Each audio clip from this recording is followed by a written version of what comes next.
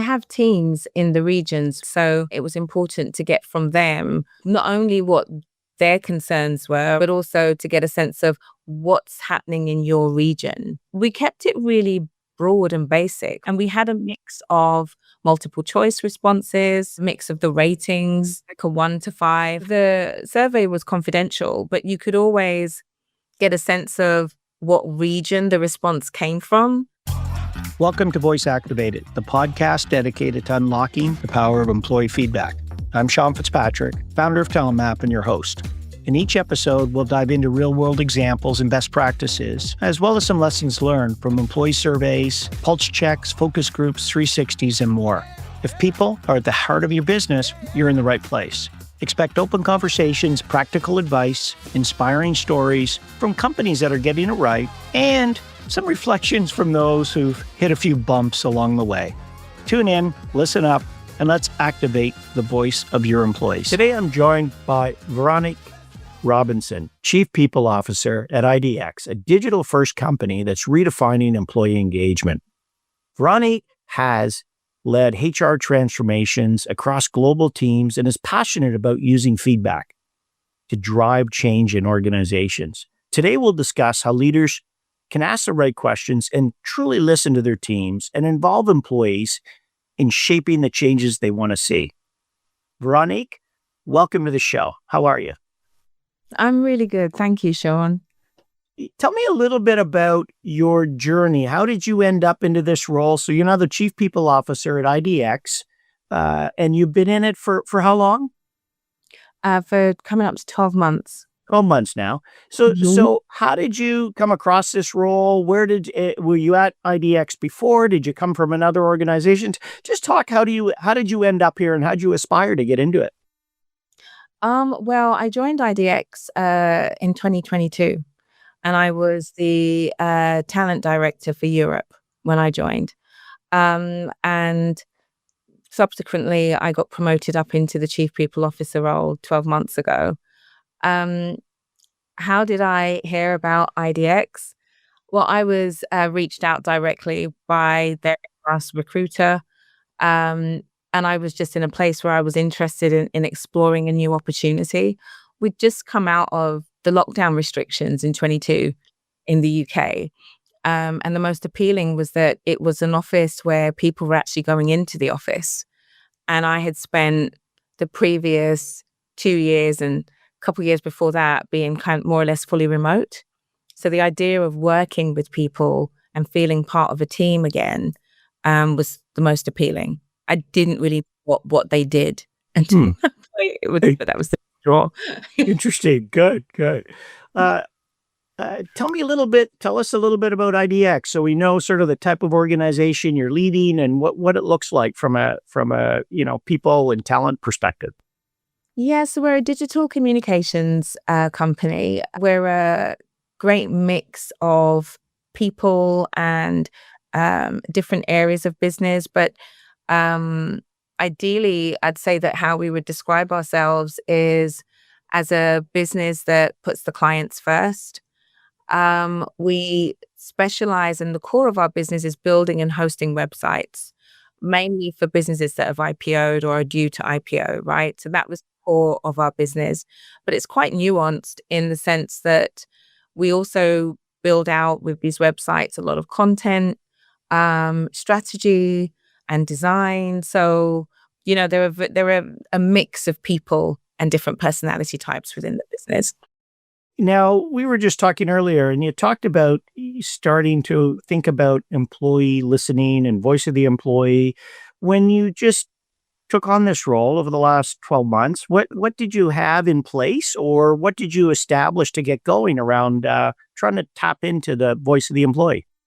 Well, when I became the Chief People Officer, one of the first things I wanted to do was actually understand how the employees felt about being at IDX, right? We had some change in leadership, and we hadn't actually had any engagement surveys or any real opportunities for employees to feed back to us for the 3 years prior. So I immediately launched a people survey. It was a global one, because I felt it was really important for us as an exec team to know how people truly felt. It was confidential 100%, as these things always are and should be. Um, but it was also really important that the employees felt that they had a voice and that we would listen. When you think about these types of surveys and when you're about to launch this, it'd be interesting to hear a little bit about executive alignment and intent and how you brought the rest of the C-suite on board of the leadership. What conversations did you have? Did you just sort of bring it up and say, okay, we're doing this, or did you have to get buy-in from the rest of the team? Talk a little bit about that executive sort of alignment that is often so critical in these types of things. Well, I was really fortunate that, I work with a C-suite that are very open to employee communications and engagement and feedback. But we just hadn't ever done these things before, right? So it didn't take a lot of persuasion. I did kind of go in with this is my idea. This is what I'm planning to do. And it was more of are there any objections, right? But I couldn't get any. We were about to hire in a new CEO at the time as well. Um, and before he joined, I shared with him this is what we were doing, and he was really on board with that. So there wasn't a lot of pushback. There was a lot of buy-in because I think we all appreciated, as well as the wider employee base going through change, the exec team themselves had gone through a significant change. Uh, and we were able to sit around a table and speak about it quite candidly. But getting that feedback from the employees just wasn't happening. It was probably happening in pockets, like they might speak amongst themselves, but then it wouldn't necessarily be informed. It would just be their opinion. Um, and so what we wanted to do was understand what they were thinking, how they were feeling, so that we could then implement change wherever possible. Hmm. So that's good. So there's a lot. It seemed like wasn't because sometimes there's objections or concerns or someone have had bad experience, but especially coming in with a new chief people officer, you, and a new CEO, it really provides a real nice baseline for looking where you're at and what improvements you can make and measure some of those improvements going forward as you go back and ask and measure again in the future, I would think. Is that how you're thinking about it? Or what was sort of the thinking in terms of, not just the one time, but you think about it as a journey or a period of time or a longer roadmap? Yeah, so it's exactly that. So I launched it earlier this year as the baseline, prior to the CEO coming in, because I wanted to understand what they felt about current leadership. And the intention is to use that as the baseline so that when we do more, we're able to look and see where we've improved, where the conversation dialogue has changed. And more importantly, it was to show the employees, well, you told us X, so we acted and we made this change here, or we implemented this new process or this new procedure because we heard. And then we want to continue to do that and build upon it. And I'm sure that our challenges will change with each iteration of survey that we roll out. But you don't want to do it too often, right? Like you don't want to they just feel like constantly I'm being asked to fill this out whilst also doing my day job. So it's periodically. We are looking to do another one in the new year. Uh, the new CEO's been in now for around 6 months. We've had a new CFO as well. Uh, and the business is definitely growing and taking a different direction. So we want to touch base with them again. But I'm hoping to do these at least as a minimum of twice a year. Oh, good. Yeah, you certainly don't want to do it too often. Employees are no problem providing feedback. They'll roll up their sleeves and give you all kinds of, as long as they have a belief and confidence that your team is going to, and the rest of the organization is going to do something with the results. They know that you're not going to do everything because, you get all kinds of feedback and, some good, some like, okay, that's just impossible. We can never, it would be nice to do that, but that just can't get there. And they realize that, but to see stuff happening really gives them confidence that, they have a voice in the business. And that's often really important. It'd be interesting to hear a little bit about questionnaires. How did you go about thinking about the design of the questions? Did you sort of take, because there's all kinds of approaches to asking questions and the thinking of question. Did you customize any of them? Did you tweak any of them? Did you take it sort of some standard ones for business norms or benchmark norms out there? How did you go about thinking about the design? Well, we actually did it through Google Forms. So we didn't use a vendor that came with like a standard template of questions. So it was me and my team initially, we sat down and thought, what would we ask? Like, what are our concerns? So I have a global team. It's 7 of us. So it's quite a lean team and we're in the different geographies, right? So I asked them, what are the questions you have? What are the concerns you have about the changes that have happened, about the future of the business? And then I also asked the exec team, so that was the basis for it. We didn't have a standard template to roll out. It really was generally born out of what do we think they have concerns about, and some of it we knew, right? So it's you get a sense of what people are talking about and what people have concerns about, especially from the people team, because we're usually the ones that get the pushback, so we based it on what we wanted to know and also, some really obvious ones around Right. communication and Sure. transparency. Yeah. Well-known ones that have been Yeah. studied or researched over the years. And you're right. Often you're right. The people team often has a pretty good sense. You guys typically have a very close ear to the ground, so you know what some of the issues are. But what I find too, and a lot of times it either does two things. It's like, oh, you know what? That was more of just a squeaky wheel that we heard a lot of, and maybe it wasn't as, or it confirms what you sort of intuitively felt through dialogue in the grapevine. But now you have data to accelerate decisions and give you more confidence in maybe decisions around talent and talent policies and programs and initiatives. So it does a couple of things, can dispel myths, but also reconfirm what you have a good feeling for, but don't always 100% know. And the data really helps you move that.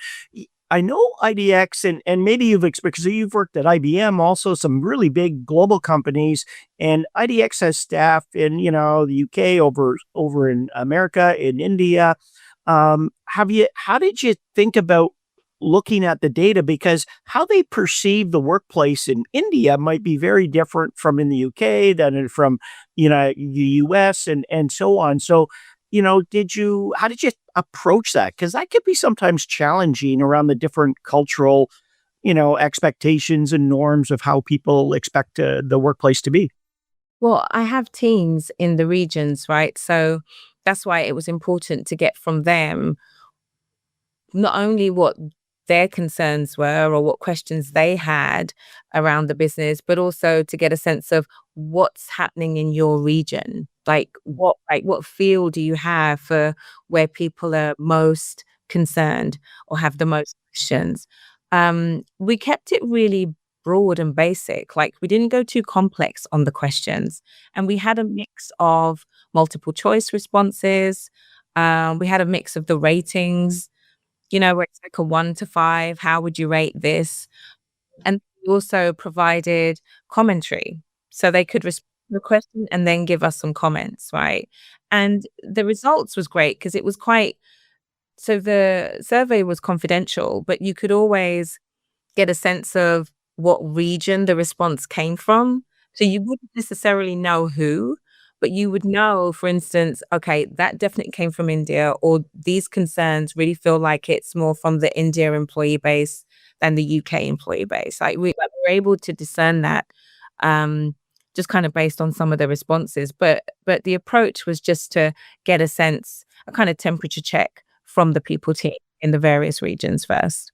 Any surprises when you got the data back, or anything that confirmed you say, okay, we had a good feeling about this, and now we see it in the data, or boy, that sort of came out of left field. We didn't really expect to see that as prevalent. Maybe you see that in the comments, or some of the scores are a little bit different. Talk a little bit about any of those things, either surprises or confirmations of data.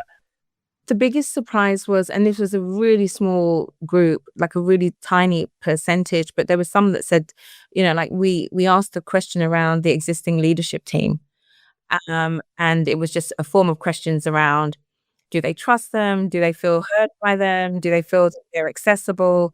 And, there was a couple of responses that was like, they weren't sure who the leadership team were, right? Because there'd been so many changes. And I was quite surprised by that. And a group of us were, it was like, I thought it was pretty obvious because we kind of said it, but okay, you know. But there was more confirmation. So communication, we just didn't communicate enough. There weren't enough business updates and insights into the business, and transparency. And those two kind of go hand in hand. Like the more you communicate, the more people feel the business is transparent. As long as you're communicating on the right things and you're not just sending out kind of empty messages.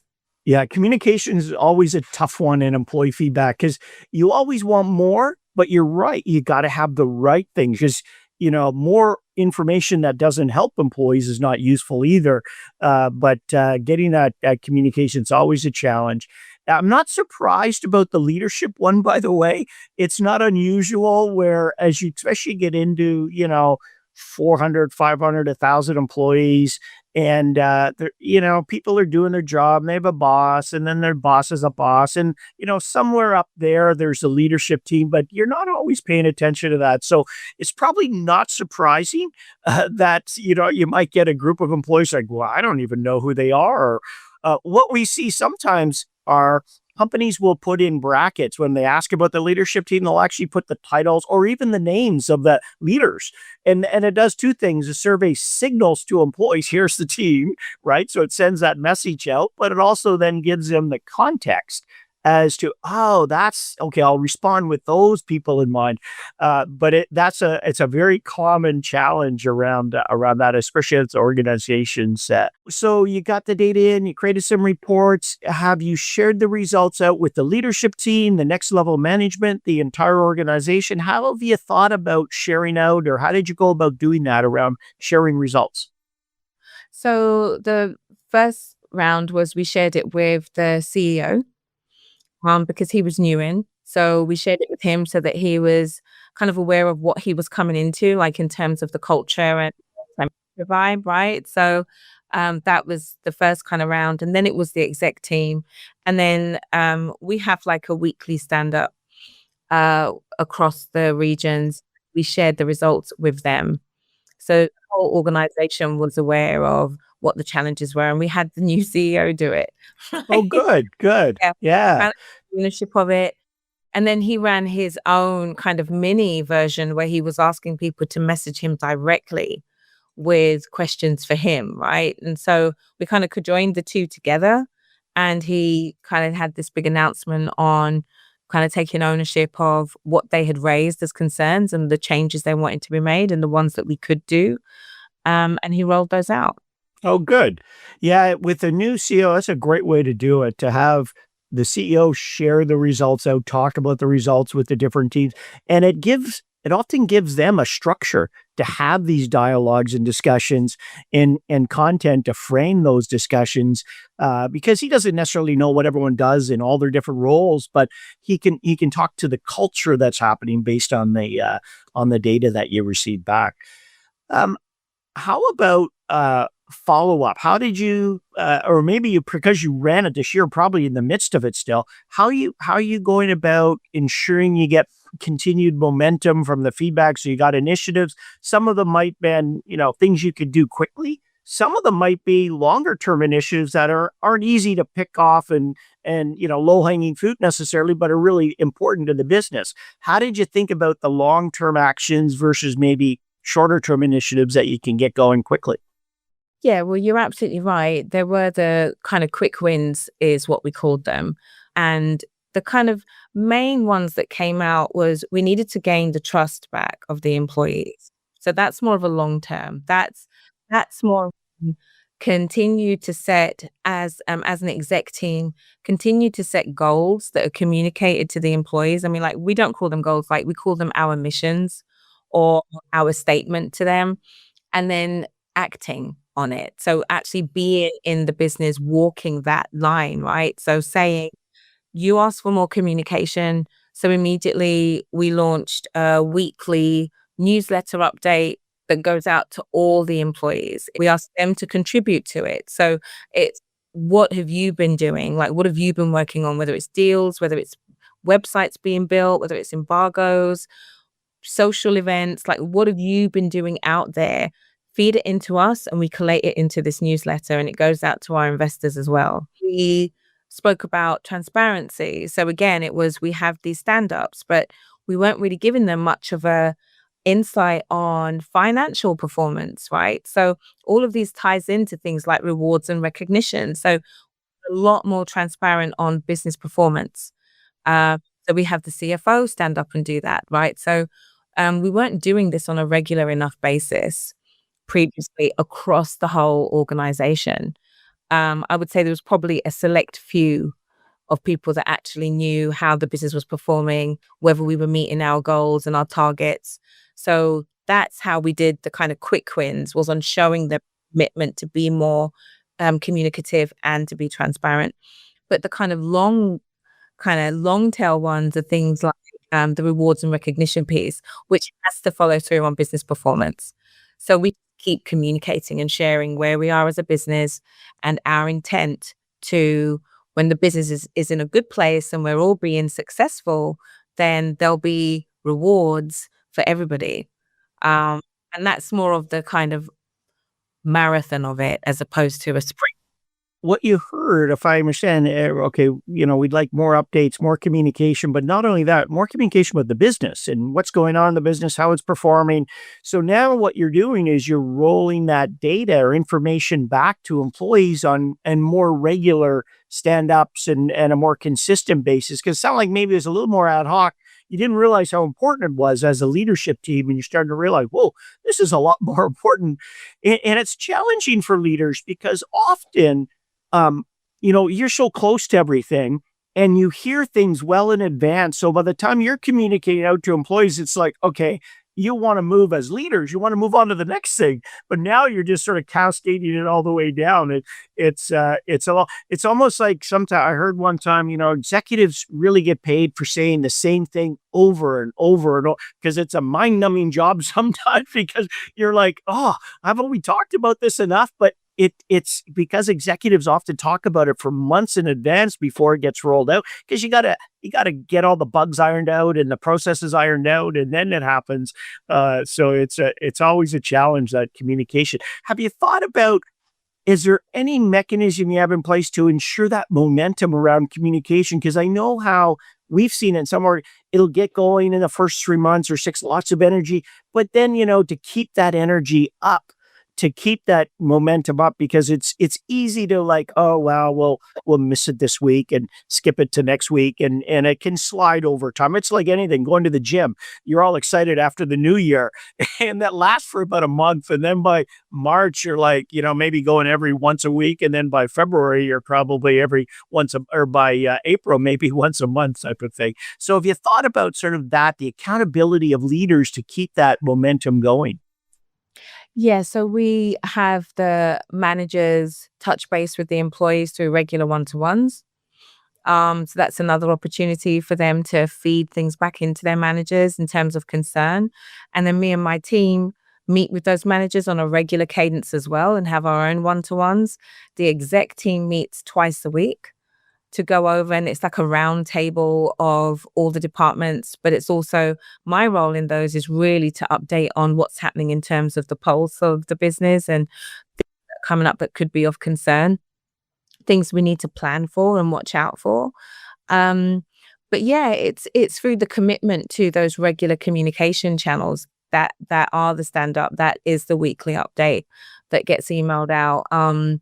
It was as simple as pulling together a rota of all the leads and saying, this is your week to host the stand up, um, and holding firm to it, making sure CFO knows the dates. He's doing the financial update to the business. That happens once a month. Those things happen globally, right? So that's how we've done it. It's because You mentioned a really good word there. It's accountability. And I find that that's one of the hardest things or most challenging things to keep going in a business because people get so caught up in the day to day that taking accountability when the wheels come off a little bit or when something slips, it's really easy to just say, oh, well, it's just that one time. Like we will get to it another day or, you know, yeah, I've found that us communicating it out holds us to the fire. Like we can't say we're doing this week and then we just don't. That's good. Yeah, the accountability is it's sometimes a real challenge that way, for sure. No, that's excellent. Um, I want to ask you a little bit about you have such a diverse workforce from the nature of your people, from engineers to creatives and sales, everything in between. But you also have people, in Europe, in Asia, in the Americas. How do you think about inclusion in the workplace and equity inclusion? It's often a challenge, and what do you think creates at more of a local level now?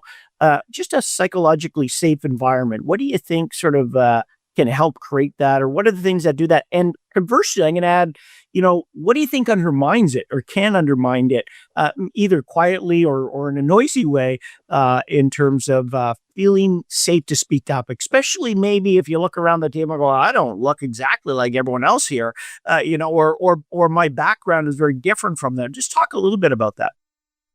Well, I think it starts from the recruitment process and especially for us. So, we have an amazing head of TA who also actively recruits roles everywhere outside of India.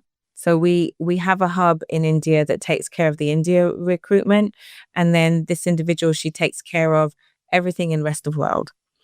And her style is to be very candid and direct about our business and our culture. And we sell that to them, right? Like we are a hybrid office. She sits at her desks, like she sits right at her desk and has a Teams call with a video on, speaking to these candidates. And they can see people walking by, and they get a sense of the feel of the office. And then when they come in for that in-office interview, she greets them, they're meeting the hiring managers, but then they see the people. And that's the first opportunity they get to see how diverse we are or whether a business is diverse or not. Um, and where she's not in country, if we're recruiting in New York, for instance, what we do is we loop that New York team into that interview process. So when that candidate goes in, that whole team knows this candidate's coming in, this is the role they're coming in for. And again, they get a sense of who we are as a people in the sense of the culture. So we kind of handpick who we have meeting the candidates and then what their experience will look like once they're in for those interviews, because we know that we're selling ourselves and not just a candidate selling themselves to us. I like that. Yeah, I like that openness too around having, because it's true. It's hard with remote environment. It used to be you go into an interview, you go into the office, you get a feel for it. And how do you recreate that as best you can in a digital environment? So yeah, that idea, if you could see people who are going around in the back, it just gives you a better flavor for just those nuanced aspects of the culture type of thing. So no, that's good. I like that. I'm gonna just two more questions to wrap up here. One is just around now, gone through that first, you've ran that survey the first time with, in a few years, and first time in sort of a chief people officer role. What are some things that work really well? You think, okay, you're going to do that again, so that, like what you got out of it, and things that maybe didn't work so well that, okay, we got to adjust this or change this for next time. So what are the lessons learned, I guess, out of the first survey that you just ran? Well, we would certainly hope to use a vendor only because doing the analysis took us some time, right? Because it was a very good response. It was over between 50 and 60% of the business that responded. And considering it was the first time we'd done it in a few years and all the changes that had gone on, I was pleased with that response. But we had to, as a team, read through all of those responses and run our own analysis of that data to gain the insight. And it wasn't too arduous a task because what we had assumed would be the main kind of issues were actually proven to be correct. So it was self-validating, but I definitely want to partner with a vendor to get more insights like sooner, so that we weren't waiting such a long time to kind of collate it all and feed it back to the organization. I would like it to run a bit more smoothly. Hmm. Hmm.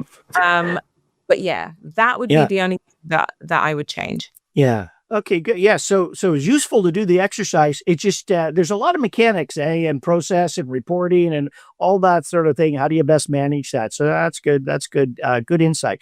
One last question there. And you think about a lot of our listeners, particularly in the human resource field and the professional field around this, if you could give them one idea or one mindset shift, that they could walk away with, what would that be? What would one thing you'd leave them with, given sort of your background experience of moving into this role? Remove your offices. Sit amongst your teams.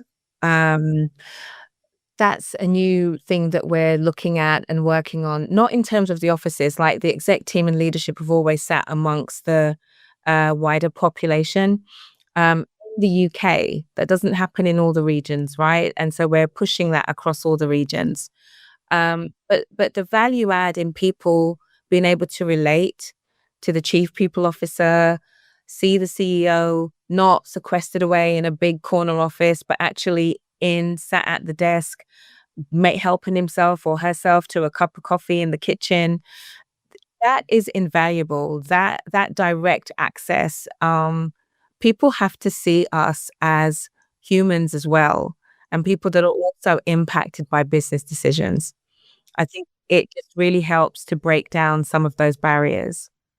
It's so nice because you talked about trust and enhancing trust, particular amongst the leadership team and the rest of the organization, and so much of the research shows that just that face time with people or interactions with people just enhances the trust, and the less interactions, just the lower the trust. It's not whether they're doing trusting things or not. It's just that day-to-day interactions are more regular interactions. So yeah, that concept of get out from behind your desk and spend time with, and it's a great listening a listening activity rather, because yeah, you get great data from a survey, but going and just watching people do their job, talking to them, talking what's on their screen or what project they're working on.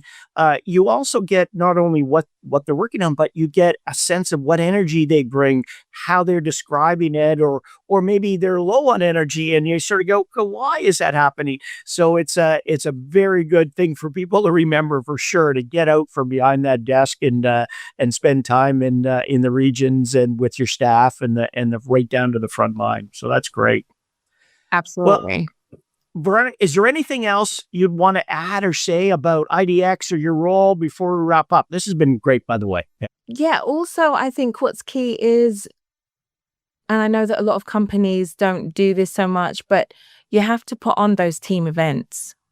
That is an investment. I know that CFOs around the world, finance people around the world will be like, "Oh, no, there's tax implications to do employee entertainment, and it's so costly, and, it's just some drinks," but you just again, it breaks down those barriers. If they can relate, if the wider teams can relate to leadership as being just people just as they are, right? And you can laugh with your chief people officer.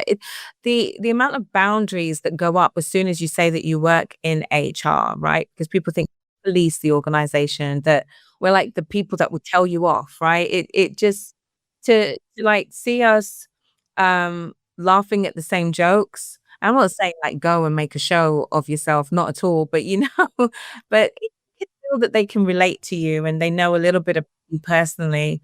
It really does help Yeah. to I yeah.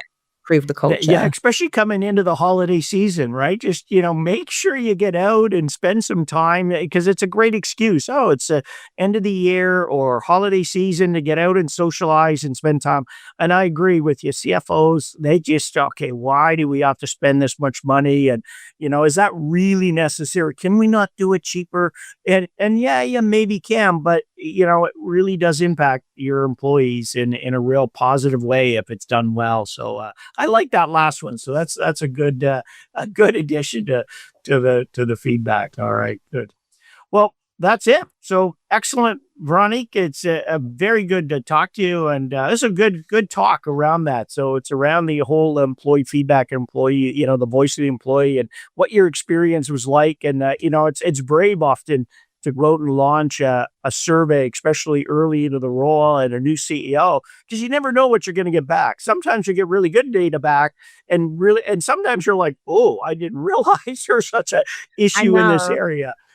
I think when I told people that, and these are people from my networks, that I was going to do this, they were like, "Oh, people surveys, but just be prepared." That whole Yeah. thing of careful what you ask for, right? Because they might come back with things, and then what do you do if you can't solve any of it? Right. Yeah. Now, Yeah. I have some faith that we'll be able to solve some Oh of it. yeah. Like, Yeah. you You know, can always solve them. Yeah. Yeah. Yeah. So that yeah. was good. That's good. Thanks for listening to Voice Activated. If you've heard something that got you thinking, don't keep it to yourself, share it. Talk about it, put it into play. That's how better workplaces get built. When you're ready to move from insight into action, head over to TalentMap.com. You'll find tools, resources, and strategies to help you lead better with clarity, empathy, and impact. And make sure to follow or subscribe so you don't miss any more real conversations with leaders who know that some of the best ideas for change don't come from the top, but from those employees closest to the work.